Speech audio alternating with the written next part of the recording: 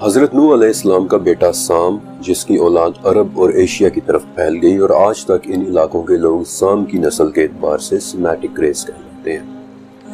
پھر سام کا ایک بیٹا تھا ارم، اور پھر ارم کا ایک پوتا تھا عاد، اور ان دونوں کے ناموں کی نسبت سے صحرا میں ایک جگہ آباد ہوئی جس کا نام ارم ٹھہرا، اور اس میں رہنے والے اہل عاد کہلائے۔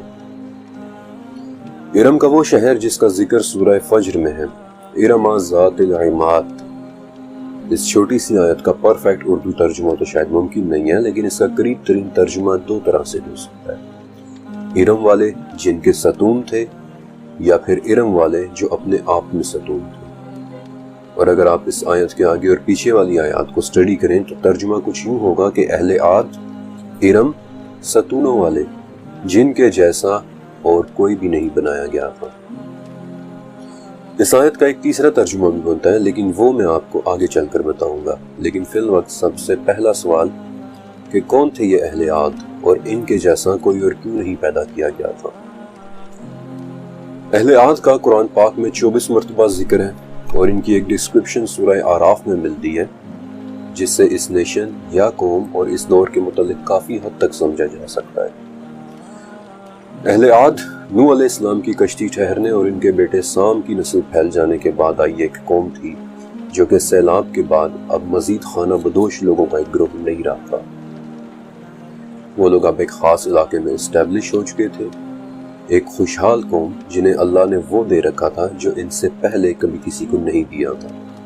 اور پھر ہر اسٹیبلش ہو چکی قوم کی طرح یہ بھی ایک تکبر میں آ گئے، اور اس وقت ان کی طرف ایک پیغمبر حضرت ہود علیہ السلام کو بھیجا گیا، لیکن ہر متکبر قوم کی طرح انہوں نے حق کی اس دعوت کو ٹھکرا دیا، اور پھر اچانک یہ لوگ صفائے ہستی سے اس طرح مٹ گئے کہ آج ماڈرن ایج ارم کے گمشدہ شہر کو صرف ایک متھ سمجھتی ہے۔ ان کا کوئی نام، کوئی نشان، کوئی باقیات، کچھ بھی نہیں بچا، یہاں تک کہ ان کے شہر ارم کا آج نام بھی زندہ نہیں ہے، سوائے ایک معمولی سے ٹریس کے، کیونکہ اللہ نے اس بات کا ثبوت بھی تو رکھنا تھا کہ یہ صرف ایک قصہ نہیں ہے۔ ارم واقعی ایک شہر تھا، اہل عاد ایک حقیقت تھی، اور وہی ہلکا سا ٹریس ہمارے لیے ایک لیڈ ہے، اور وہ ٹریس ہے شام کی کھدائی کے دوران ملی 4500 سال پرانی ابلا ٹیبلٹس، جس میں ان کا ایک مدھم سا نام ملتا ہے عاد تاہ کے نام سے۔ ارم کا گمشدہ شہر دنیا کے نقشے پر کس جگہ تھا؟ سورہ احقاف میں اس کا ایک ذکر موجود ہے کہ عاد کے بھائی ہود نے انہیں احقاف میں ڈرایا، اور احقاف ریت کے ان ٹیلوں کو کہتے ہیں جو قدرتی طور پر ہوا سے بنتے ہیں۔ اگر آپ نے کبھی نقشے پر عرب کو دیکھا ہو تو آپ کو ایک ایسی جگہ نظر آئے گی، سعودی عرب کا ایک عظیم صحرا ربع الخالی، جس کے نام کا مطلب ہے ایک خالی ٹکڑا، the empty quarter۔ 2.5 lakh square mile پر پھیلے ریت کے سنسان ٹیلے جہاں اس وقت سوائے وحشت کے اور کچھ نہیں ہے، لیکن 2.5 لاکھ سکوئر میل پر پھیلے اس صحرا میں ارم کا گمشدہ شہر ڈھونڈنا ناممکن تھا۔ لہٰذا حضرت علی ابن طالب رضی اللہ تعالیٰ عنہ سے ملی ایک روایت میں ایک اور لیڈ ملتی ہے۔ علی ابن طالب رضی اللہ تعالیٰ عنہ نے حضر موت سے آئے ایک شخص سے پوچھا کہ کیا تم نے حضر موت میں کوئی ایسا سرخ ٹیلا دیکھا ہے جس کی مٹی راکھ جیسی ہو؟ اس شخص نے کہا کہ آپ تو ایسے بتا رہے ہیں کہ جیسے آپ خود بھی وہاں گئے تھے۔ اس پر حضرت علی رضی اللہ تعالیٰ عنہ نے کہا کہ میں وہاں گیا تو نہیں ہوں، لیکن مجھ تک یہ حدیث پہنچی ہے کہ وہیں حضرت ہود علیہ السلام کی قبر ہے، اور یہی ہماری اگلی لیڈ ہے، کیونکہ اہل عاد یا ارم کی طرف بھیجے جانے والے نبی ہود ہی تھے، اور حضر موت ربع الخالی اور یمن کے بالکل درمیان میں ایک جگہ کا نام ہے۔ سن 1930 میں ایک انگریز برٹرم تھامس، اس نے ارادہ کیا کہ وہ ربع الخالی کو اونٹ پر بیٹھ کر کراس کرنے والا پہلا شخص بنے گا۔ یہ وہ دور تھا جب انگریز اور یورپینز عرب پر راج کر رہے تھے، اور ان کے درمیان اس قسم کے ایڈونچرز کی شرطیں لگانا بڑی عام سی بات تھی۔ لہٰذا وہ کیا کرتے کہ مقامی عرب بدوؤں کو ساتھ لیتے اور صحراؤں میں اپنے ایڈونچرز کرتے پھرتے، اور آگے کے چیپٹرز کے اندر میں آپ کو چند اور بھی انگریزوں کی داستانیں سناؤں گا جنہوں نے راستہ بھٹک کر حادثاتی طور پر وہ چیزیں دریافت کر لیں جنہوں نے کئی رازوں پر سے پردے اٹھائے۔ بہرحال اس انگریز بی تھامس یعنی برٹرم تھامس نے اپنی ڈائری میں لکھا کہ حضر موت کی ایک جگہ سے گزرتے ہوئے میں نے ایک کھنڈر نما عمارت دیکھی اور مجھے میرے بدو گائیڈ نے بتایا کہ کسی زمانے میں اس جگہ ارم نام کا ایک شہر ہوا کرتا تھا جس پر عذاب الہی آیا تھا۔ پھر 1948 میں عمان کی ایک جیولوجیکل پارٹی اونٹوں پر زمین کا سروے کر رہی تھی اور اپنی اس سروے کے دوران وہ الشسر نامی ایک جگہ پہنچے جہاں انہیں دور سے ایک عام سی سفید سی دیوار نظر آئی، لیکن قریب پہنچنے پر پتہ چلا کہ دراصل وہ زمین میں آدھا دھسا ہوا ایک مینار یا ٹاور تھا جسے ہوا نے ریت کے ٹیلوں سے چھپا دیا تھا۔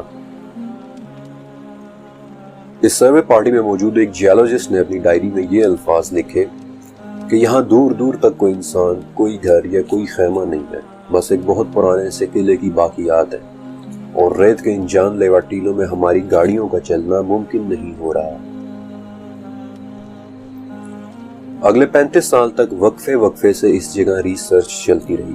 اب بدقسمتی سے یہ وہ دور تھا جب عرب ممالک میں سیاسی طور پر بہت کچھ چل رہا تھا، ملکوں کے حالات سٹیبل نہیں تھے اور ریسرچرز کو کئی قسم کے چیلنجز کا سامنا تھا۔ لیکن ان ریسرچرز میں سے ایک جیولوجسٹ نیکولس کلیپ ارم کے گمشدہ شہر کے حوالے سے obsessed تھا۔ اس نے اپنی رپورٹ میں کہا کہ اس دھسے ہوئے قلعے کے نیچے ارم کا شہر مل سکتا ہے، لیکن جب اس قلعے کی کاربن ڈیٹنگ کی گئی تو تھوڑی سی مایوسی ہوئی کیونکہ اس قلعے کی عمر چند سو سال سے زیادہ نہیں تھی۔ لیکن کلیپ نے ہمت نہیں ہاری۔ میں اس کے جذبات سمجھ سکتا ہوں کیونکہ جنون کی حد تک علم سے محبت رکھنے والے لوگ چیزوں کو اتنی آسانی سے نہیں چھوڑ دیتے۔ چنانچہ اس نے اپنی جیب سے خرچہ کیا اور یونیورسٹی آف کیلیفورنیا پہنچ گیا، جہاں اس نے 2000 سال پرانے یونانیوں کے بنے ہوئے نقشے ڈھونڈے، دوسری صدی عیسوی کے نقشہ نویس ٹولمی کے ہاتھ سے بنے ہوئے نقشے تلاش کیے، اور نہ صرف یہ بلکہ ناسا کی جیٹ پروپلشن لیبارٹری تک میں درخواست دے دی کہ مجھے ربع الخالی کے اس حصے کی ایکس رے سیٹلائٹ تصاویر دی جائیں۔ اب وہ گوگل ارتھ کا دور نہیں تھا اور ملٹری سیٹلائٹس تصویروں کے لیے کلیپ جیسے سویلین کو کتنی محنت کرنا پڑی ہوگی یہ آپ اندازہ کر سکتے ہیں۔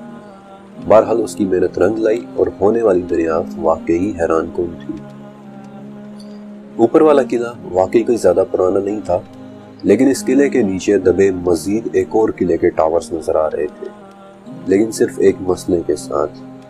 ان ٹاورز کے آرکیٹیکچر سے یہ اندازہ ہو رہا تھا کہ شاید وہ بھی 2000 سال سے زیادہ پرانے نہ ہوں۔ البتہ ایک بڑی اب نارمل سی بات ضرور تھی۔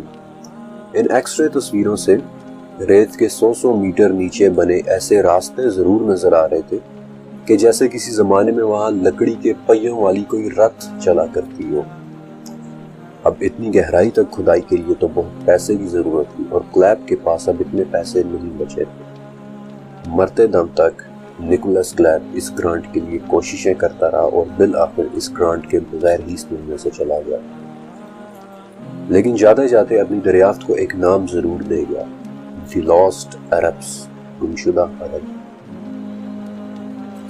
علی ابن طالب رضی اللہ تعالیٰ عنہ کی احادیث اور سیٹلائٹ کی تصویروں کی مدد سے ایک حد تک اندازہ ہو جاتا ہے کہ ارم کا وہ شہر ربع الخالی کے اسی حصے میں آباد تھا جہاں بعد میں پھر کئی لوگ آئے اور انہوں نے اپنے اپنے قلعے بنائے۔ لیکن ان ارم والوں میں ایسی کیا بات تھی کہ قرآن پاک میں ان کے بارے میں یہ کہا گیا کہ التی لم یخلق مثلھا فی البلاد، یعنی جن کی طرح کوئی قوم شہروں میں پیدا نہیں کی گئی۔ ارم والوں کی خاصیتوں میں سے پہلی خاصیت کا ذکر سورہ احقاف میں ملتا ہے کہ ہم نے انہیں اس طرح کا مکین بنایا تھا کہ جیسا تمہیں نہیں بنایا۔ تو کیا ان کے مسکن یا رہنے کی جگہوں میں کوئی خاص بات تھی؟ آپ کو ارم ذات العماد کا پہلا ترجمہ یاد ہے؟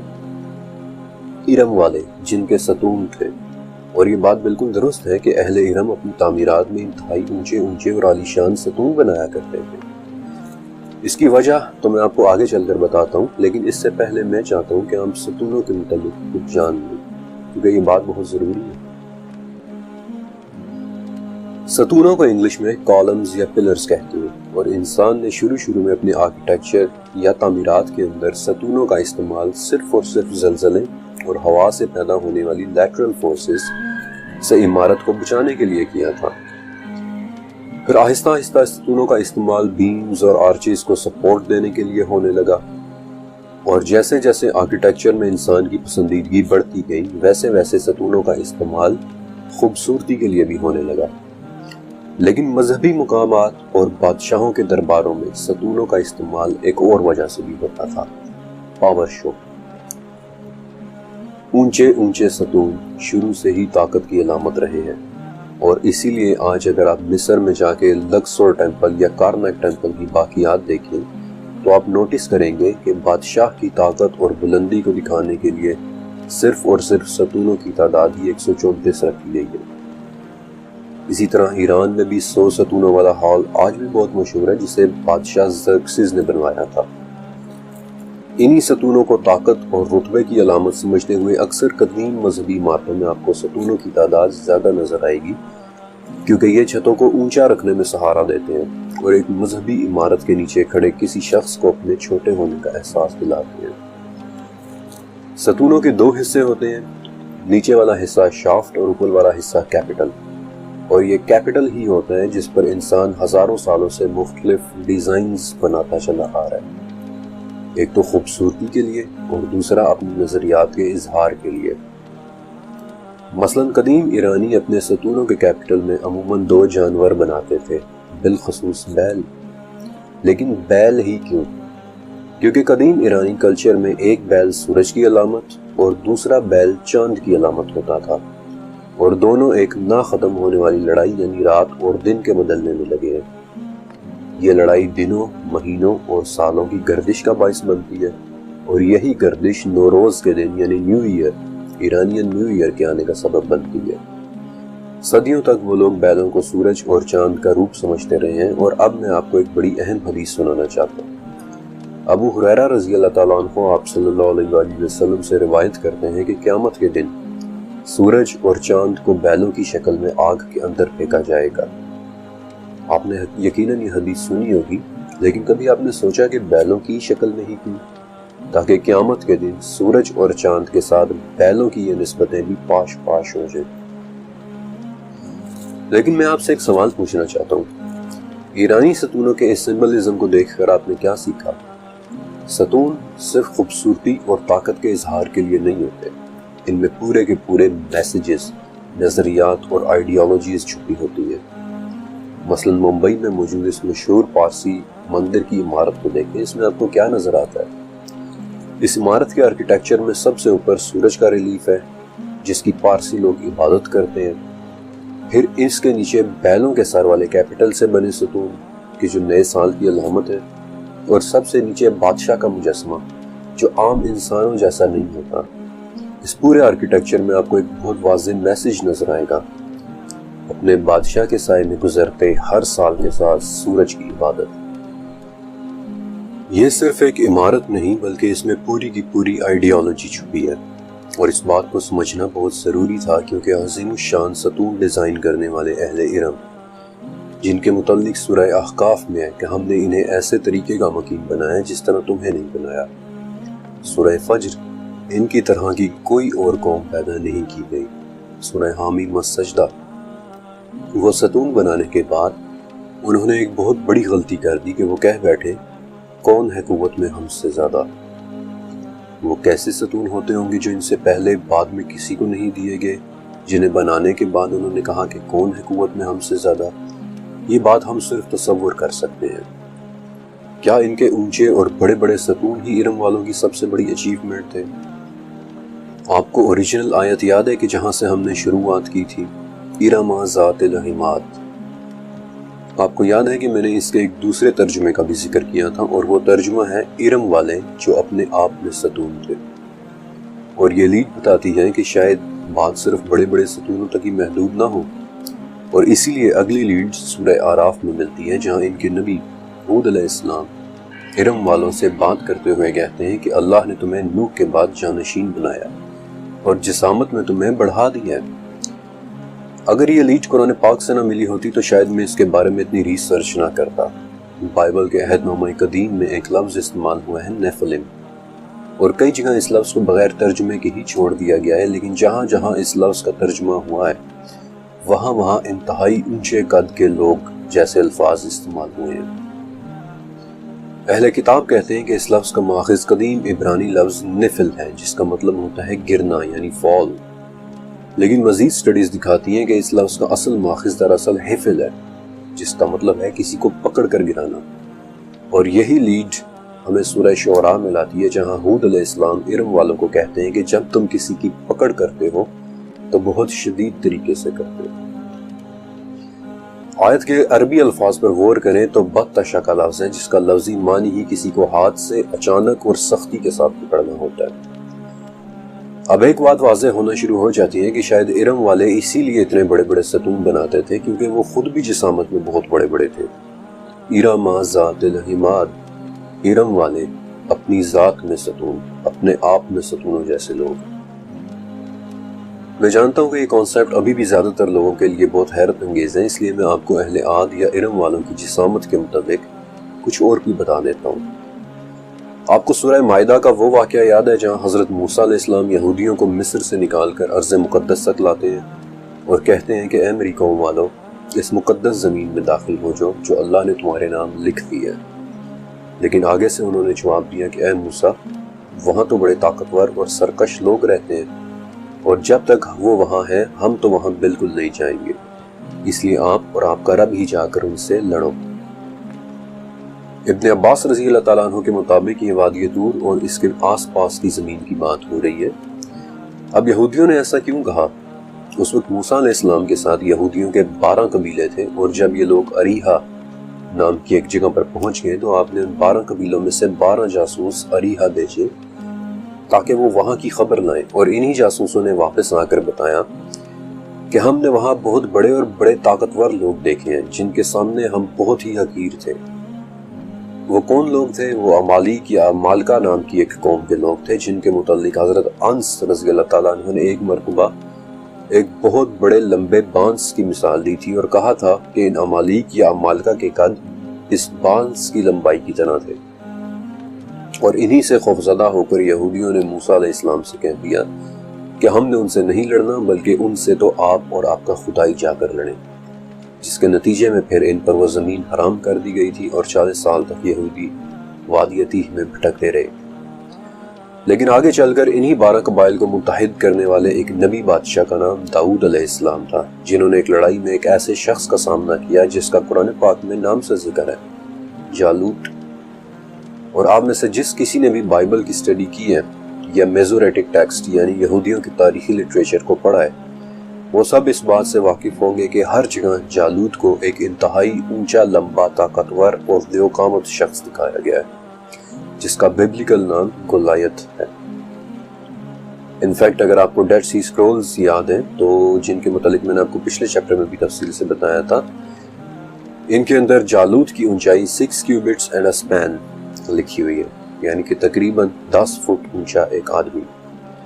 یہی وہ شخص تھا کہ جسے قتل کرنے کے بعد حضرت داؤد علیہ السلام ایک بادشاہ بن کر ابھرے تھے۔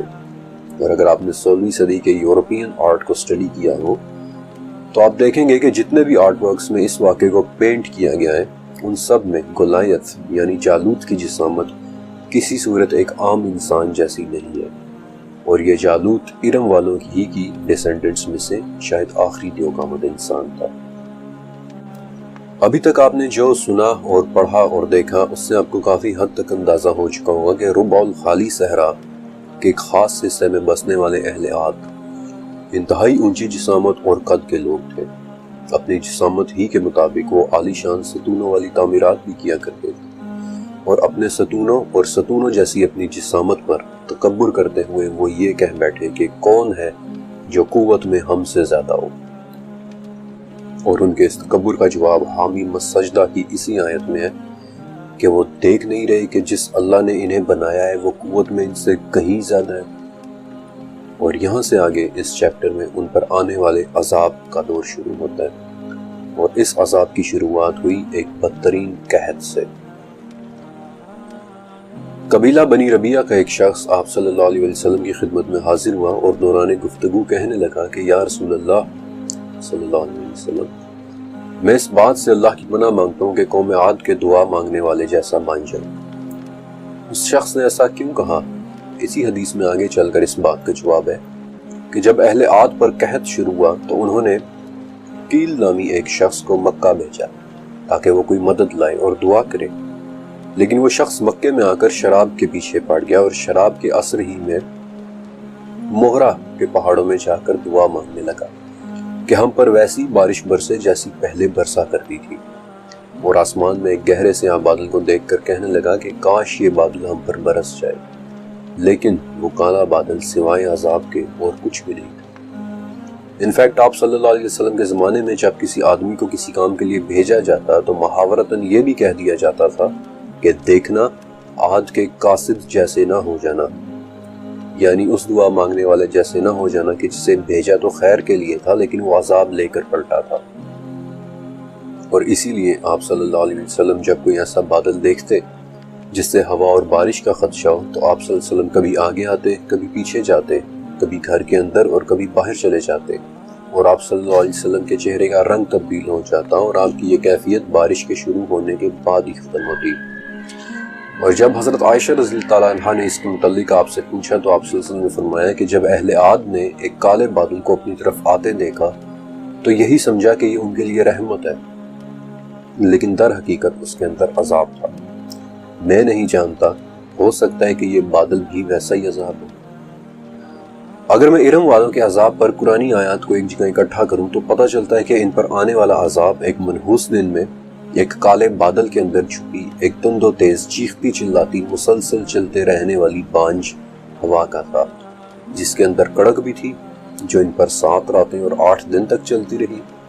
وہ ہوا جس بھی چیز سے گزرتی اسے ریت کی طرح کر دیتی، اور وہ لوگوں کو ایسے اکھاڑ اکھاڑ کر پھینک رہی تھی جیسے وہ جڑ سے کٹے ہوئے کھجور کے کھوکھلے تنے ہوں، اور بالآخر اس ہوا نے ہر چیز کو ہلاک کر دیا، اور یہ تمام الفاظ قرآن پاک میں موجود ہیں۔ ہوائیں کہ جن کی پراپرٹیز اگر آپ قرآن کے الفاظ میں دیکھیں تو سورہ صاد اور سورہ زاریات کے مطابق وہ نرمی سے بھی چلتی ہیں، سورہ یونس وہ بہت مناسبت سے بھی چلتی ہیں اور ان کے سخت جھونکے بھی چلتے ہیں، سورہ انبیاء یہ تند و تیز بھی چلتی ہیں، سورہ زاریات یہ وزن کو اڑا کر بھی لے جا سکتی ہیں اور اڑا کر بکھیر بھی سکتی ہیں، سورہ روم یہ مرجھا دینے والی سختی سے بھی چلتی ہے، سورہ ابراہیم اور ایک طوفان کی طرح بھی، سورہ قمر اور یہ پتھروں تک کو بھی اٹھا کر برسا سکتی ہے۔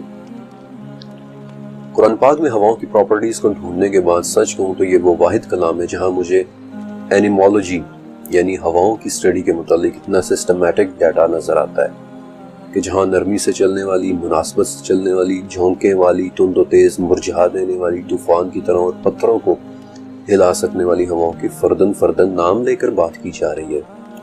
اور ابھی آپ دیکھیں گے کہ میں کیا کہنا چاہ رہا ہوں۔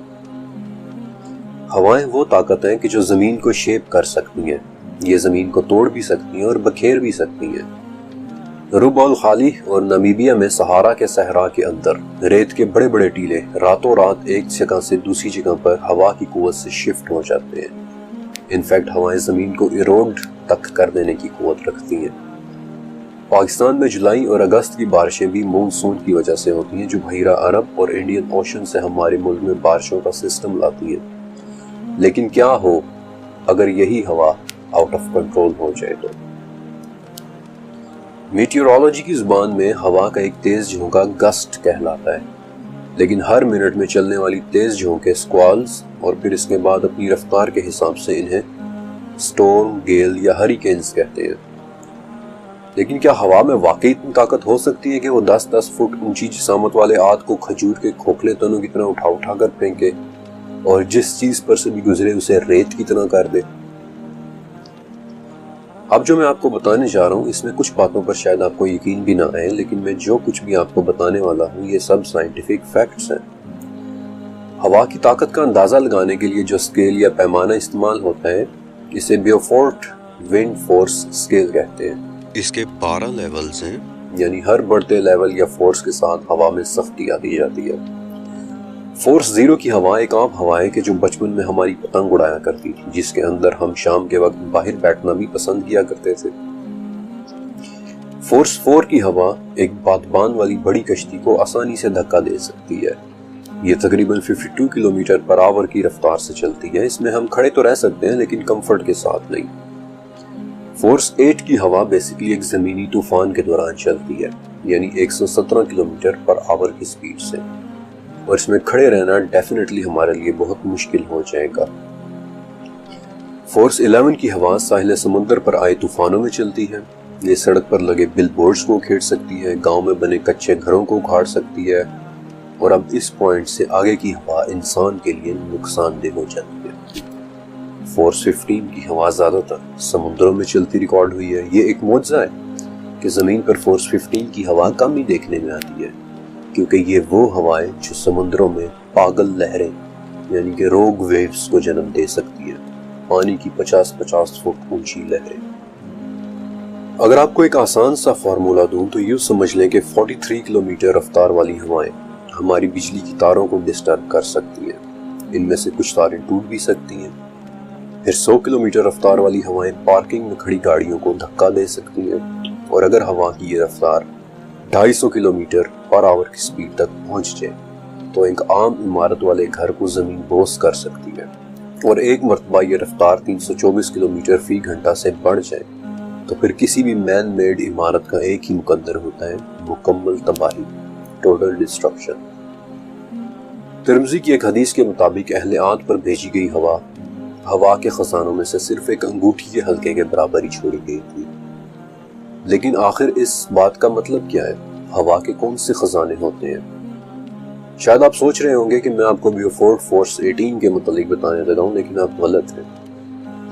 ہوائیں صرف ہماری دنیا میں ہی نہیں چلتی، بلکہ یہ دوسرے سیاروں پر بھی چلتی ہیں جنہیں پلانیٹری ونڈز کہتے ہیں۔ ہمارے سولر سسٹم میں سب سے تیز ہوائیں نیپچون پر چلتی ہیں، تقریباً 1000 کلومیٹر فی گھنٹہ کی رفتار سے۔ اس قدر تیز ہوا میں میرا نہیں خیال کہ آپ زمین سے اٹھ بھی پائیں گے، اٹھنا تو درکنار شاید آپ سانس بھی نہ لے پائیں۔ لیکن کیا صرف اتنا ہی؟ کیا صرف نیپچون کی ہوائیں ہواؤں کی حد ہے؟ سن 2001 میں ہم سے 190 لائٹ ایئرز کے فاصلے پر ایک سیارہ دریافت ہوا تھا جس کا نام HD 80606-b ہے، اور اس پر آج تک کی سب سے تیز ترین ہوائیں ریکارڈ کی گئی ہیں، یعنی کہ 15000 کلومیٹر فی گھنٹہ۔ بس اتنا سمجھ لیں کہ اول تو ہوا کی اس رفتار پر آپ کھڑے ہونے کا سوچ بھی نہیں سکتے، لیکن بالفرض آپ کھڑے ہو بھی جائیں تو اس رفتار کی ہوا آپ کی ہڈیوں سے آپ کا گوشت تک کھیڑ کر لے جائے گی۔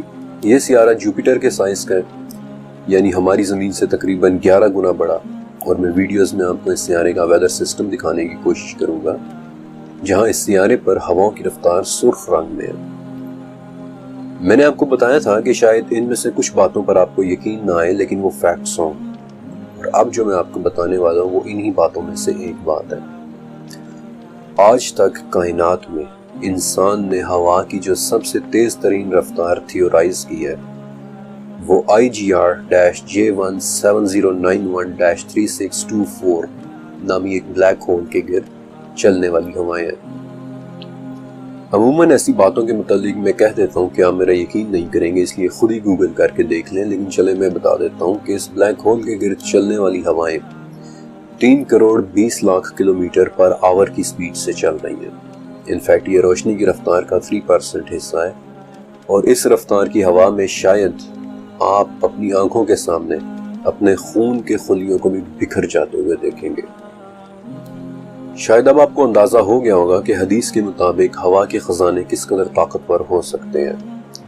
بہرحال علم والوں کی طرف واپس آتا ہوں، جہاں سورہ قمر، سورہ حاقہ اور سورہ زاریات کے مطابق وہ ہوا بانجھ تھی، اس میں بارش نہیں تھی، وہ انہیں اکھڑے ہوئے کھجور کے تنوں کی طرح اٹھا اٹھا کر پھینک رہی تھی، وہ جس چیز پر سے بھی گزرتی اسے رمیم یعنی ڈس انٹیگریٹڈ کر دیتی۔ ابن عمر رضی اللہ تعالیٰ عنہ کہتے ہیں کہ وہ ہوا جانوروں کو اٹھا کر اوپر تک لے جاتی، اور حامی مسجدہ کے مطابق اس ہوا میں چمک اور کڑک بھی تھی، جس کے بعد ارم کے گھروں میں کچھ دکھائی نہ دیتا تھا۔